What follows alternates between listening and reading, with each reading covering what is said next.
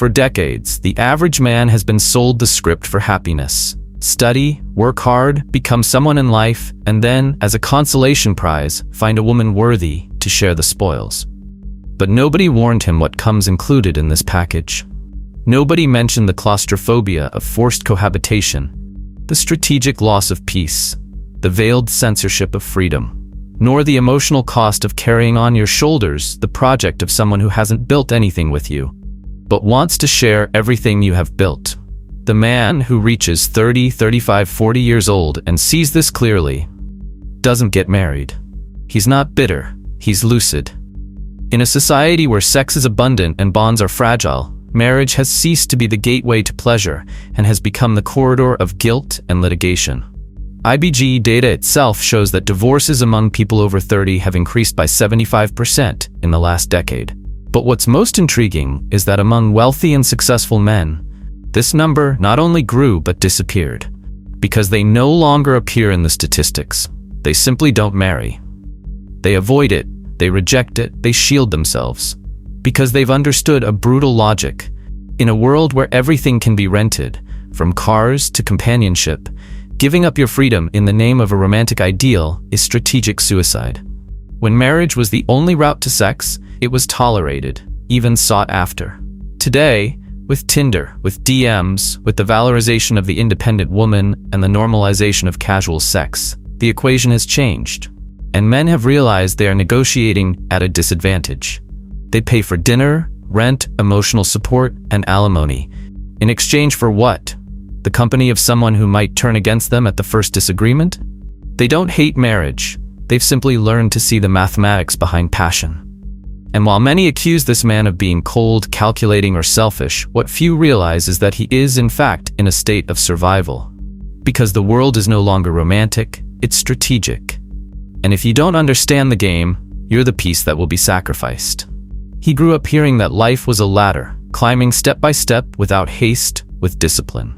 School, college, job, serious relationship, marriage, children, house with a white picket fence. A plan so solid, so perfect, that no one dared question it. The script seemed infallible until he started climbing, and something strange happened. The higher he got, the more suspicious he became. Not of the outside world, but of the script that had guided him there. He realized that the ladder didn't lead to the top.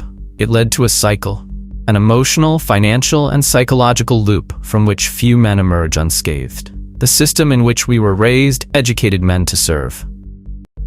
And make no mistake, even in the era of gender equality, the role of provider is still expected, demanded, and required.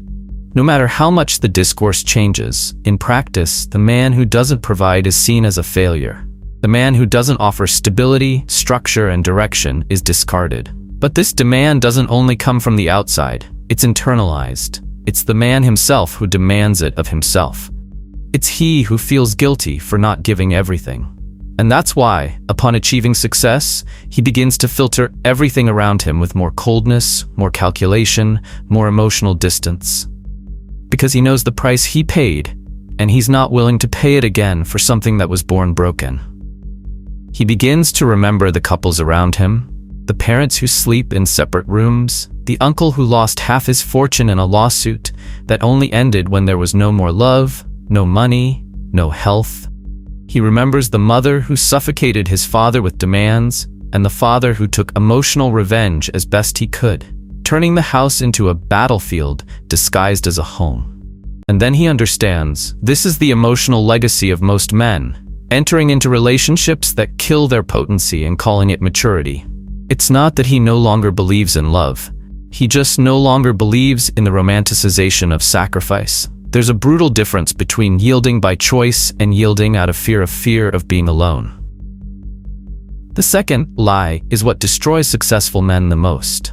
They can't stand the idea of going back to square one and end up accepting dynamics that sabotage their freedom. Until one day, in the silence of their own room, they decide, I'm not going back to that. The world expects a man, upon reaching 30 or 35, to become someone to marry. But it never asks if this man really wants to get married. After all, if he has his life organized, his emotions stabilized, his money protected, and his freedom intact, what in fact does marriage add? Companionship? He already has that in loyal friends. Sex? He already has that without commitment. Emotional support? He pays for that in therapy, or resolves it with emotional intelligence. So why would he give up his own peace to enter a game that, statistically, ends with him leaving home with his suitcase in hand and his social security number split in two? The biggest lie they tell men is that he isn't complete without a woman by his side. But notice the structure of this. The woman is never positioned as someone to be chosen. She is a necessity, an emotional obligation, a social validation. This kills desire. It kills the power of choice. And every man who achieves his full independence discovers the pleasure of choosing, including the pleasure of not choosing anyone. The answer is that he's not wrong. He's the new one. He's the updated version of the man who didn't fall into the trap of emotional haste. He understood that being alone isn't absence, it's total presence. And that, contrary to what they say, the man who doesn't marry isn't incomplete, he's selective. He's not looking for someone to fill a void, he's looking for someone who won't empty what he's built. But this path requires courage, because he will be judged. They'll call him immature, selfish, irresponsible. They'll say he runs from commitment, that he's afraid to love, but nobody asks what exactly he's afraid of. So I answer, he's afraid of losing himself, afraid of handing over the key to his own emotional house to someone who is still trying to figure out who they are. Afraid of being sucked in by promises that age badly, afraid of repeating stories he swore he wouldn't repeat. And this, contrary to what they say, isn't fear, it's wisdom. In a world where freedom has become a luxury, remaining free is the true sign of wealth. His home is quiet, orderly, and purposeful. He doesn't need permission to travel, change plans, or reinvent his routine. And this, however simple it may seem, is something many men have never experienced. They went from their parents' house to their wife's house, from one script to another, without ever experiencing what it truly means to be in control of their own destiny. And here comes the most brutal part of this reality. Even when a man tries to do everything right, he is punished. He invests, gives himself, builds, and in the end, loses. Not only financially, but emotionally. Because while society punishes the man who doesn't marry, it also doesn't reward the one who married and was betrayed, deceived, or discarded. Divorce doesn't come with a refund. It comes with bills. The man who decides not to marry after 30 isn't bitter. He's been vaccinated. He doesn't want to waste any more time mending broken hearts or justifying his freedom. He wants to live in control.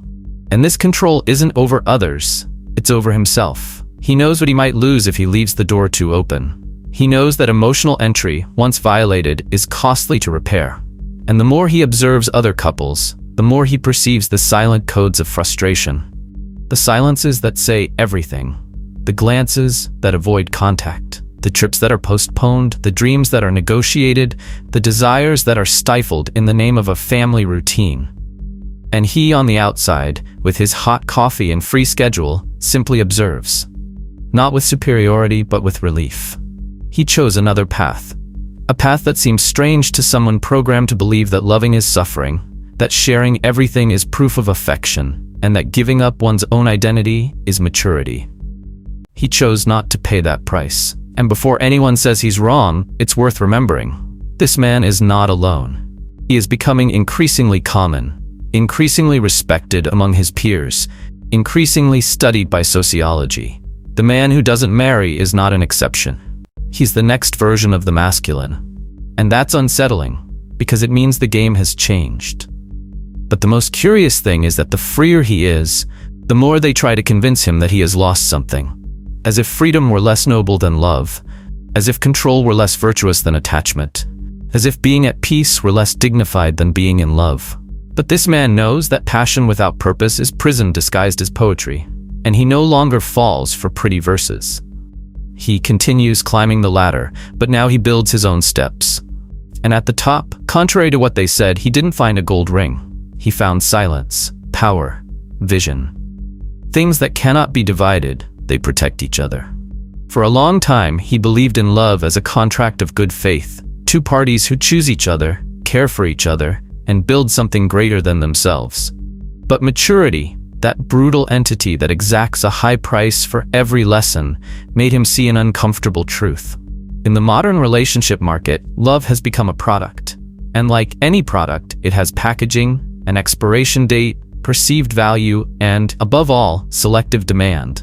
The man who gets rich discovers sooner or later that he has ceased to be a person and has become a prize. He is no longer loved, he is desired, and that difference changes everything. When he was invisible, no one saw him. No one chose him. His ideas were ignored, his effort devalued, his vision labeled as arrogance. But as soon as his bank account changed, as soon as he drove a different car, posted from a different place, spoke with a different tone, and suddenly he became interesting, but not for who he was, but for what he represented. A ladder, a springboard, an access code to a more comfortable life. And then he learned, the more he grows, the more he needs to distrust those who approach him. The modern woman isn't to blame for this. She too has been indoctrinated to believe that love is a life upgrade. And in a way, she's just playing the cards she's been dealt. The problem is that the rich man has also learned to play. And plays better. Because he's seen what's behind the curtain. He understands that often, the affection he receives is a well-rehearsed farce. Strategic smiles, performative admiration, sex as a bargaining chip. All of this might work with the average man. But with the man who has seen the other side, who has been betrayed after paying for everything, who has been abandoned after bankruptcy, who has been used as an emotional lifeline, with him, it doesn't work anymore. The cruel truth is that love has lost its bargaining power. Because sex has become abundant, loneliness has become less painful, and the cost of a poorly managed relationship has become unbearable. He realizes he can have companionship without a contract, pleasure without marriage, and respect without having to give up his independence. This dismantles the entire logic of the traditional relationship. In our grandparents' time, marriage was a necessity. There was no sex without a wedding ring. There was no social respect without a formed family. Women needed men to survive, and men needed women to have access to sex. But that's over. Women have become empowered, and so have men. The difference lies in the timing. While many women still seek the old model, the provider, the ideal partner, the ready-made man, men have realized that this model is obsolete.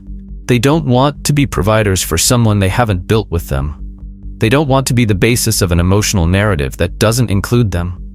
They want to be with someone by choice, not out of neediness. And here arises the great contradiction. The more valuable a man becomes, the less value he sees in modern love. Because he's already seen the script. He's dated beautiful women, slept with others who were unattainable in his youth, paid for trips, gifts, experiences. And he's realized that most of the time there's no gratitude, there's expectation. There's no companionship, there's demands.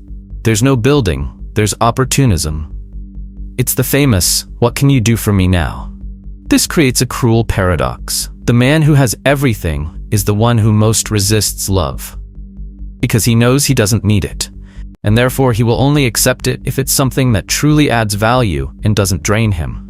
The woman who approaches this man thinking she can win him over with beauty, drama, or emotional games loses. Because he's no longer thirsty for validation. He already has his own validation. And that makes him immune to superficial charms. Neil Strauss, author of the controversial book The Game, warned about this when he described the matrix of seduction. A parallel reality where men learn to play the game of attraction with mathematical coldness. But the man who gets rich without even studying seduction comes to a similar conclusion. He starts to see patterns. He begins to notice that in almost every attempt at a relationship, there's a hidden transaction. That "I love you" often means "don't let me fall from your standard of living." That "I miss you" sometimes means "my life without you is harder," and that's why he loses faith. The idea of romantic love collapses when confronted with the reality of the dating market. And the man, once idealistic, becomes analytical. He begins to see dating as a high-risk joint venture, where emotional investment rarely yields a proportional return. And like any good investor, he stays away from volatile assets. He wants stability, he wants truth, and above all, he wants peace. But there's something even deeper. In seeking a man who is already established, rich, mature, and stable, the woman forgets that this man also has criteria. And his criteria are not the same as those of a 20-something-year-old boy impressed by a beautiful body and a well-organized social media feed. The man of value wants lightness, silence, emotional intelligence. He wants someone who understands his routine, not someone who competes with it. He wants someone who adds value without taking up space, someone who enters his life without trying to redesign it. And this profile, unfortunately, is rare. Extremely rare. So he does the obvious. He doesn't marry. Not because of trauma, not because of misogyny, not because of frustration, but it's a strategy. Because he realizes he can live everything he's always wanted: freedom, sex, comfort, success, without entering into a contract that historically punishes those who invest the most. He doesn't want to be just another statistic in the IBGE, Brazilian Institute of Geography and Statistics, nor just another client of a family lawyer. He wants to live lightly. And that lightness today doesn't fit into a marriage. The woman who wants to marry a high-value man needs to understand one thing. He won't be bought with beauty. He's already seen the best the world has to offer in terms of aesthetics. He's already sat at the table with women from magazine covers. He's already slept with actresses, with influencers, with women you like on Instagram. He's no longer impressed. What touches him is rarity. Peace, respect for his silence, the absence of drama, partnership without demands. And this, unfortunately, has been lost in a generation trained to compete, not to connect. The French philosopher Michel Foucault said that modern power is no longer in imposition, it's in seduction. And the rich man realized that many relationships are disguised attempts at emotional domination. Therefore, he refuses to enter into relationships where he needs permission to be himself, where his leadership is constantly questioned, where his freedom needs to be negotiated in exchange for conditional affection. He prefers to be alone, not for lack of options, but for excessive awareness. And perhaps the most painful point for the traditional discourse is this: the rich man no longer wants to be saved from his selfishness. Because he doesn't see his freedom as a flaw, he sees it as an asset. And like any asset, he protects it. He tests it, validates it, observes it, not out of paranoia, but out of emotional intelligence.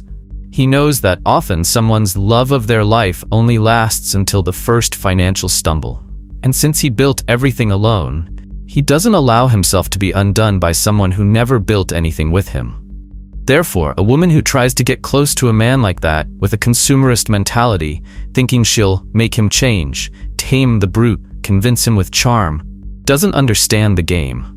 Because the man has already understood that the only way to avoid being played is to leave the board.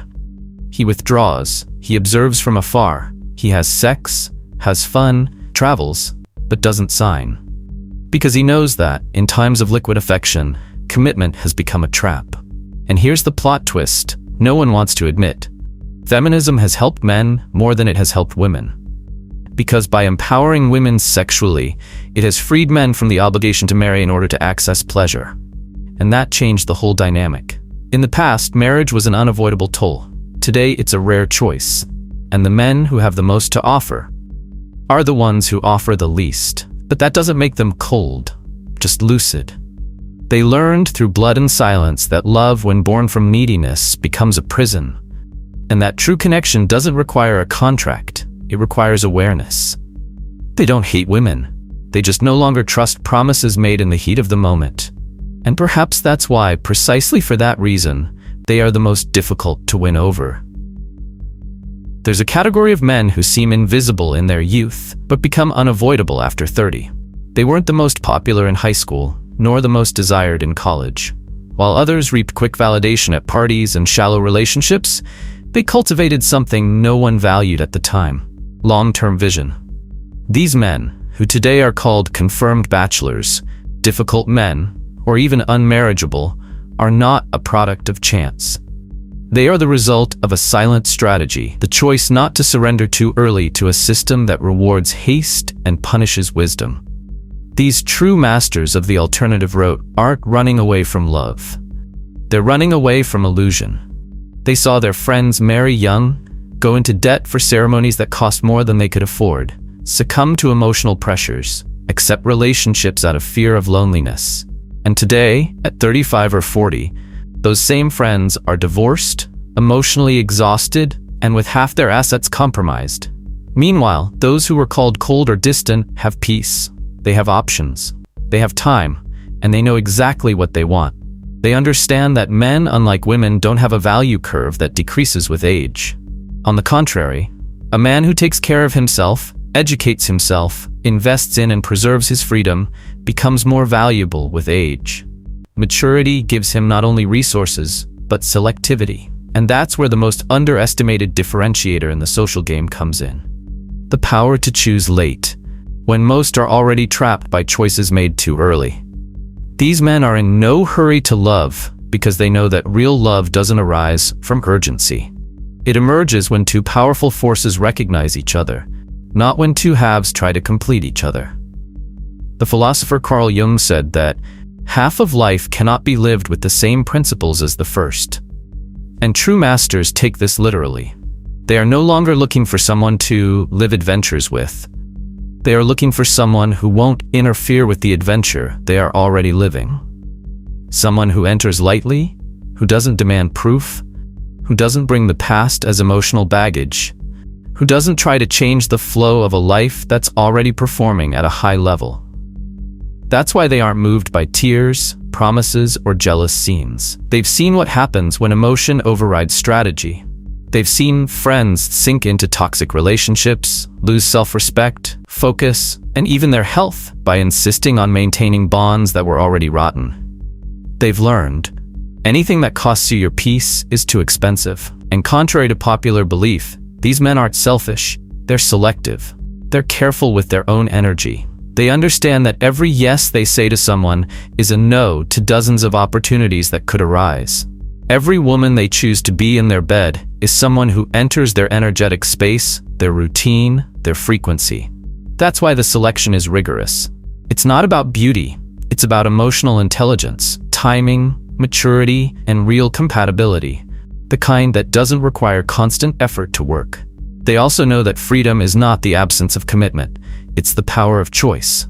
They do commit, but only to what makes sense, to what adds value, to what doesn't demand sacrifice of their identity. The woman who gains access to these men doesn't need to beg for attention. She doesn't need to force connection. She simply is. And because she is light, firm, rare, she stands out. Not for what she demands, but for what she doesn't hinder. It is at this moment that late selection transforms into absolute power. While many men find themselves trapped in family dynamics they no longer desire, these masters observe the world with serenity. Can they marry? Yes, but it will be by conscious choice, not by social pressure. Can they have children? Yes, but with control over time, space, and emotional impact. Can they fall in love? Of course, but they will never lose their rationality. Because passion without clarity is the main cause of the silent collapses that destroy male empires every day. And the most curious thing is, the more these men live like this, the more magnetic they become. Because magnetism doesn't come from appearance, it comes from scarcity. And men like this are scarce. Scarce in availability, scarce in energy, scarce in validation. And this scarcity, when well positioned, is irresistible. Because deep down, every woman dreams of being the exception in the life of a man who doesn't need anyone. These men have understood something that transforms everything. Love can be lived without losing oneself. And that's why they only enter into relationships where freedom isn't threatened, where silence is respected, where routine doesn't become a prison. They live in peace because they've given themselves the right to choose calmly. And when they choose, they don't need to protect themselves, because they've already filtered everything beforehand. And there's an even more subtle layer to this alternative route. They no longer need to prove anything to anyone. They don't want to convince society that they are family men. They don't need to post couple photos to feel validated. They already have their tribe. They already have their codes. They already have their legacy being built. For them, marriage isn't a trophy. It's a bonus. And bonuses aren't begged for. They're earned. Most men live as hostages to invisible insecurities, inherited patterns, and fears pushed by society disguised as romanticism. They chase after, beg for validation, try to prove their worth in relationships where they are never respected as they should be, and the result is always the same. resentment, frustration, and a cycle of emotional repetitions that keep them in mediocrity. What separates the average man from the man impossible to ignore is a single factor: mastery over desire, and even more importantly, the ability to awaken it. That's why there's a shortcut, a secret weapon, a manual that will never be taught in schools nor in self-help podcasts. Knowledge that has always been reserved for true players, strategists, those who prefer control to hope. This manual exists. It's called the Forbidden Manual: How to Trigger Desire in 60 Seconds. This isn't just another book with empty phrases and repeated theories. It's a strategic audiobook created to train your mind like that of an architect of attraction. In less than an hour of content, you'll learn hidden techniques, instant attraction triggers, advanced body language, and social codes that most people don't even realize they're being influenced by. It's literally the forbidden art of creating desire in real time. The manual is direct, raw, no romanticization. It will show you how to turn the tables, how to become that man who enters any room and is noticed without saying a word, how to create tension, ambiguity, and curiosity in a woman before even touching her, how to awaken that look of doubt and excitement that says, "Who is this guy?" And the best part? You don't have to be born with it. You can become it. If you're tired of being underestimated, ignored, or seen as just another face in the crowd, this is the turning point you've been waiting for. Enough of being too accessible, too predictable, too nice. It's time to learn the real game. Because the men who shape the world are never the ones who ask for love. They're the ones who know how to ignite desire.